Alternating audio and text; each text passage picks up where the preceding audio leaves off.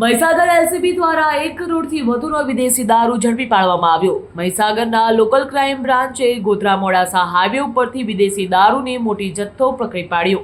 ચોક્કસ બાતમીના આધારે એલસીબીની ટીમે વરણિયા ચોકડી પાસે વોચ ગોઠવી ગોધરા તરફથી લુણાવાડા તરફ જઈ રહેલા ટાટા કંપનીના એક ટ્રેલરને રોકવામાં આવ્યું।